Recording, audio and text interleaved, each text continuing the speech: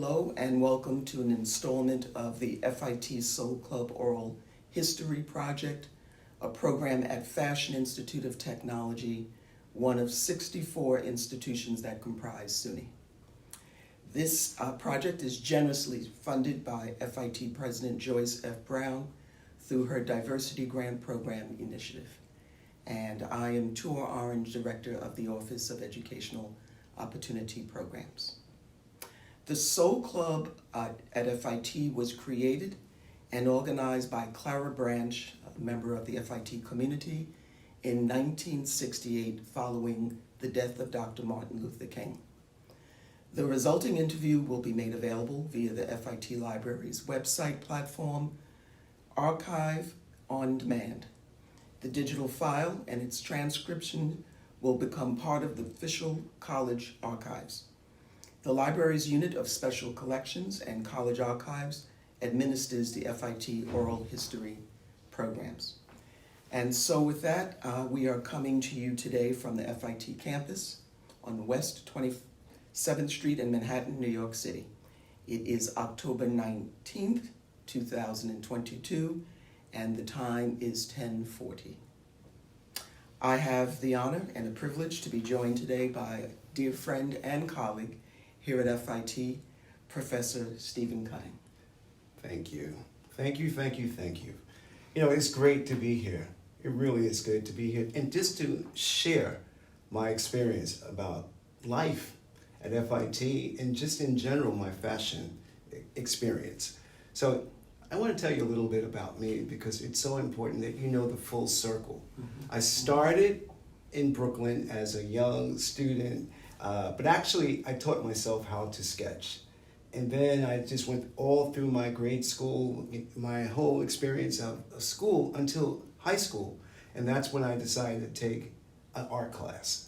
Primarily self-taught. Only self-taught. Interesting. So I used to look at different fashion magazines, look at different fashion movies. The movie Mahogany with Diana Ross was like my main impetus for into let's go to Italy and let's work as a designer. And so I had the opportunity in my elementary years to go to Italy when I was in 6th grade. 7th grade, I went to Spain. 8th grade, I went to Amsterdam and London. 9th grade, I went to Amsterdam again. And then every year after that, I was always traveling. So let me ask you this. In the context of Brooklyn and all that it offers, how did you land on fashion? Well, I'm going to tell you about that. Yeah, so young. So my mother, who was an RN, she always knew that I liked art. So we lived near the Brooklyn Museum. So every weekend I used to go to the Brooklyn Museum and look at the costumes. And she would explain to me about this fabric, how things work on the body. And so that was my introduction to fashion at the age of 6.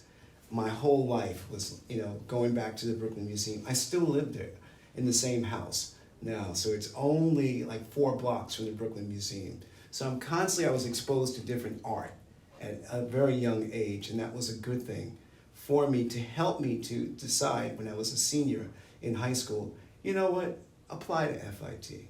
Go see what it's like. I took different tests, SATs, and I forgot the other tests you have to take, but I had gotten a full scholarship to a very prestigious university, which I'm not going to name. It's an Ivy League. It's an Ivy League school, and yeah, it was great, but I turned it down because I wanted to come to FIT. Mm-hmm. And when I came to FIT for the open house, I saw the fashion show. I saw how great it was. And I saw Adrienne Jones, who's my dear friend, sister, who was modeling in the show, and that really sparked something in me. Go to FIT. So Steve, it's safe to say that you are one of those individuals who knew from forever that fashion is what you wanted to do. It's not something that you evolved into. You knew at a very young age. I knew it. I had passion for it. And I was just fortunate enough to have an experience of going to different places, like the Brooklyn Museum, going to Europe, going to all these different events at the time growing up that my family just sacrificed so that I can just have my passion develop. So let's not skip too quickly to FIT. Say a little bit about what your high school experience was like. High school, I was just a typical. Where did you attend? I went to Christ the King in Queens. Oh. Okay. I played basketball. I tried to be on the track team, but I wasn't fast enough. I was a student government president, so it was real, and it was a time when there was not many black students at Christ the King. Oh, I'm I mean, familiar. and this Sure, was in the sure. 70s, so it was only like 20 of us. So we were really tight with community then. So it was really, I had to just learn how to deal with everybody. And what kinds of career pursuits were you beginning to hear about from your peers?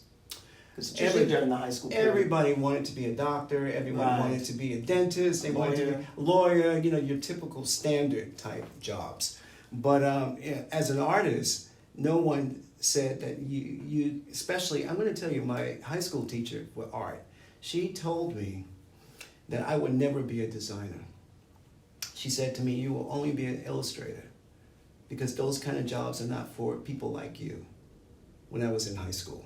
Now, do you think what she was really signaling is that she knew very little about the industry in order to advise you, or do you think she was sending a different kind of message? She was sending the message that was very clear. You're not going to be a designer because of your hue. And I said, oh, thank you very much. And thank you. And I just didn't listen to her. And I applied to FIT. I went for the interview. I learned how to sew on my cousin's machine, make a dress. And it was really that spark of saying no that made me say yes. What did your parents say upon hearing that you had been told? Oh, well, Abandon your... When I turned down the scholarship, they were like, "What are you doing? Why not?" And then they were like, "Okay, let's support him." So I was very fortunate. I had great support. My father had passed away anyway during that time, during my high school years, but my mom was really supportive. She helped me. She made sure that she worked extra jobs, whatever it took. So therefore I can just see more. I have a brother and sister who were older than me, and they already were married and had kids. So I was like the last one. So she was pouring into you. She was pouring into me everything that she couldn't do for them. So that was a good thing. But now I'm going to fast forward to FIT. My experience here at FIT, I did not know about draping. I came here to FIT in 1979 directly from high school. I didn't know about draping. There was no pre-college class. There was no pre-college program. There was no pre-college program, period. And there was no EOP the way it is now, with all the different introduction for people who... Resources. Yeah. We didn't have that back then. So it was really, I had to put on my big boot pants and pull up and really learn all about fashion. So draping, straight DF student. Okay? Art, I was still great because I loved art. So it was good for me. But sewing, everything was like this. So I had to get a tutor. I had to learn everything about it. I passed at the end of the year. But it wasn't that grade A that I really wanted to get. Robust start. Yeah. So, and then, that was freshman year. And then I had a tutor sophomore year, junior year. And then, junior year, I was one of the first classes for the bachelor's program at FIT in the fashion design department. So it's probably worth it to say to our audience that many people forget that the origins of FIT is in the community college experience. Exactly. As a 2-year institution, not as a 4-year institution. Exactly. And so I would imagine for you and your peers who were entering during the 70s, certainly during the 60s, that it was a very different kind of landscape, that even thinking about going on for the bachelor's degree was like a big deal. It was a big deal. We had to submit our portfolio. We had a big interview to get in. And this was 1981 when I graduated with my associates, and then I went straight to the bachelor's program for 83. But in 81, here at school, the great thing for me was that that's when I was introduced really to Miss Branch from the Soul Club. So before Before- we okay. talk, Okay. discuss Ms. Branch, because we really want to give her her light and her shine. Explain for the audience what the Soul Club was, so that they'll have a context for Sure. her role with it. The Soul Club was really a place where you had the opportunity to really meet like-minded people who shared the same likes, dislikes about fashion, and to really people of color who were at FIT. It was a sense of community. So presumably it was a student club. It was a student club only. Uh-huh, It was a uh-huh. student club.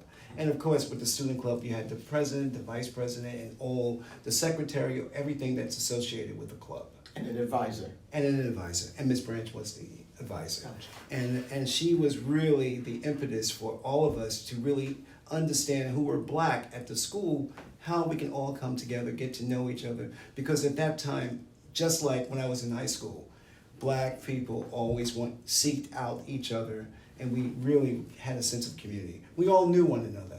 And then the Soul Club was a place where you could really come and share your experience about FIT or life in general. You can talk about anything as a student of color in New York City during that time. So out of the Soul Club evolved an annual fashion show. Is that accurate? That's accurate, yeah. And with the show, we had a chance to put into it everything that we had learned The showcase. to showcase our art, to showcase our understanding of building a collection. That was really Not important. just a garment. No, but it was a collection. Mhm. And that was something that was really monumental for us, because at the time, you only were able to get one garment in the fashion design show if you were lucky. At FIT. At as FIT the in general. college. Yes. Okay. And you had the Okay. chance at the associate's level and then at the bachelor's level. Okay, but in the bachelor's level, for my class, we were able to do a collection. They no longer do that now. So one thing I wanted to say before I get really into this about the Soul Club is that my experience at FIT and after leaving FIT, I went abroad. And then I worked as a designer in Italy, also in Germany. And I was fortunate enough to when I went to Italy on a vacation with a friend of mine who was part of the Soul Club, who was here. Her name is Bridget Macklin. And Bridget, she and I went to Europe. And when we went to Europe, we traveled around for the entire summer. And then we went to like 16 countries. And the money became very low. We worked hard to make sure we had enough money for it. But when we went to Europe, the money became low. And so then what we did was that we actually went to each designer. She, as a model, got signed with one of the largest agencies. And me, as a designer, went to see Versace, met directly, Ferré, Krizia, all the top designers during that time of 1983. And then I learned how to speak Italian and just say, I'm a designer from New York. Let me show you my book. And that was the good thing, because I got a job. I worked for a company called Enrico Massé. But when I was going to Europe, here at FIT, I was told you would not be able to work. So that was it. You would not be able to work in Europe. And I don't know, is that because of my hue? Say that again, and Sure. where did you receive that message? I received it from my professor at the time, who said that you are not going to be able to work in Europe. Because I asked for help. Some references. And some references, where should I go? What should I do? And I was told you were not. So this was the second time in my life that I was told you can't do it. So of course I said, oh, thank you very much, and I did it. So I worked in Europe for a couple of years and then came back. And that experience helped me because of my association with the Soul Club. Miss Branch, and I know you want to talk about Miss Branch. Eventually. But really, it was because of my association of understanding community and having the support and a place where I can go to express my anger. Miss Branch always listened, so that was a good thing. I'm smiling in part, Steve, because I tell students often that no is never really no until it's no. Mm-hmm. That no can simply be a starting point. It lets you know where another person's starting point is. And so that they ought not stop with the first no that they received. Sure. And so for you, it was a source of motivation. Motivation. Like, okay, now that I know I cannot expect support from you, that's not in any way going to derail me or deter me from my ultimate goals. So I think for any student who's watching us out in the audience, how important it is to realize that they may end up hearing lots of no's. Sure. And that simply can be a starting point, not an ending point. It's, that's a good point that you're saying, because when I came back from Europe, I had to get a job. And, because I was just, I had this European experience, and now I'm back in New York, and I have to work, I have to be a designer, and all these wonderful things. It's amazing. It took me a while to get a job because I did hear no, quite often. Starting point, Yeah, not an end point. Yeah, and then I did get a job, and that job allowed me again to travel forth to Europe, all over the world to different factories, and it was a great growing point. But it helped me because while I was in FIT, I got a job. I won an award at FIT as a student for the most promising designer. The Harvey Bristol Cream Award. And that was the impetus for a lot of things, because I was able to be on television. It was a big show on Channel 5. I forgot his name, but right up in the New York Times. Right up in the New York Times, and it was great because it was not only my photo, but it was a photo of my garment and a big photo of my mom. So it was a good support for her to see herself in the New York Times with her son there. Steve, let's now talk about Clara Branch. Okay, sure. So, Clara Branch was the reason why I was in the show, the Harvey's Bristol Cream Award show, because at the time I had it was TAP, Tuition Assistance Program, the TAP, and I worked in her office, so I had a chance to really get to know her and just help her, and she helped me, and she gave me a lot of books at the time because I couldn't afford it, and it was really good that she helped. Had anything questioned, because I couldn't sew, I couldn't do the draping. She helped me. She gave me supplies that I needed, muslin, anything I needed. But what was her role? She was really a person that was really in charge of the fabric lab at the fashion department. Yes. So anyone who really needed something could go to her. Anyone. But she also started the Soul Club in the late 60s before, I was there, and they were doing all the fashion shows. So I would attend the shows, and then I had a great relationship with her. And there was a friend of mine who left in 1981 from the fashion department. His name was Rhonda Burrell. And Rhonda was actually the president of the Soul Club during that time. So then I took over as president of the Soul Club. Mm-hmm. And Miss Branch and I, we got a strong bond about, what to do during the fashion shows, how to really organize the meetings when we used to get together. Mm-hmm. It was really her who put all the meetings together. I was just there, as the president, and really just making sure that we had some camaraderie with everybody who was involved in the club. We often talk about the importance of diversity and making sure that there's adequate representation at the student level, at the student experience, but how important it is to have representation as mentors, whether they be faculty, whether they be staff, whether they be coordinators of the resource, how important that is from a diversity standpoint. Also development of students. What was really, you speak about diversity, during that time, there was a really good friend of mine, his name is Tim Smith. Tim Smith is white, he's European, And he joined another friend of mine, Donna Dove, and the three of us, we put together a collection. And Miss Branch didn't care that he was not black.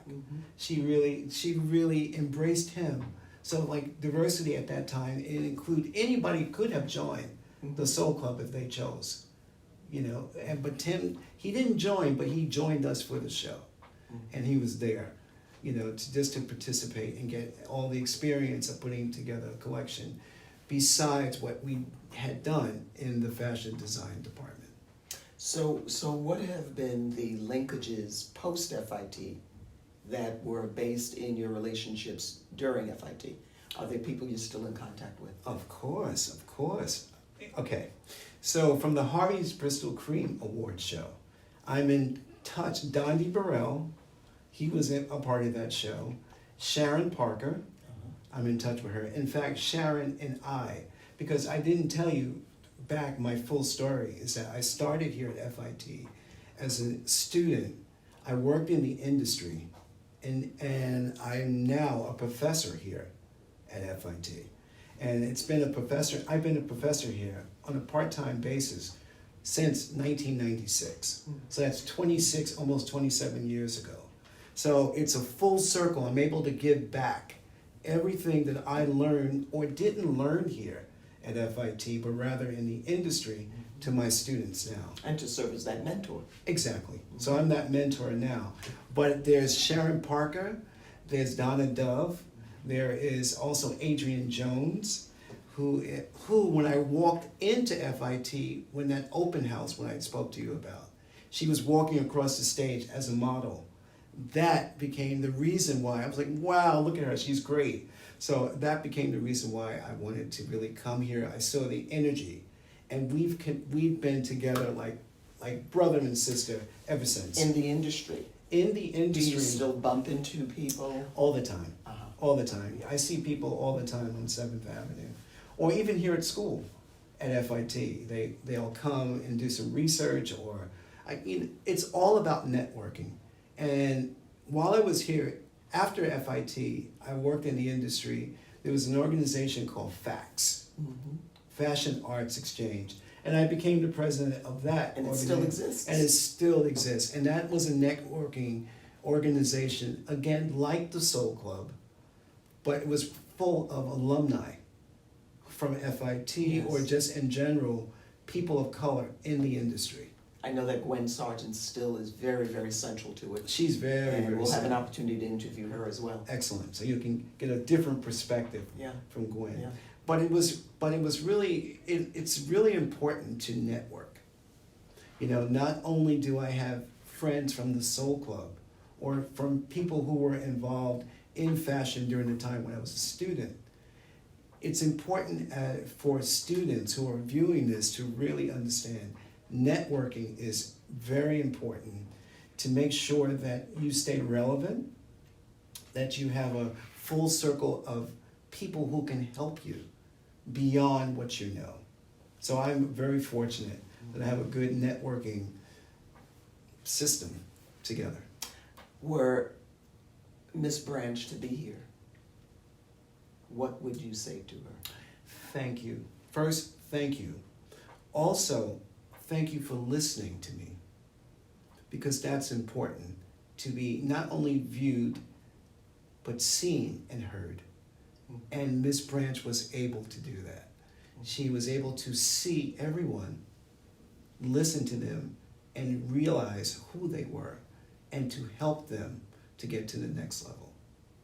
And to affirm the yes as opposed to the no. Correct. Correct.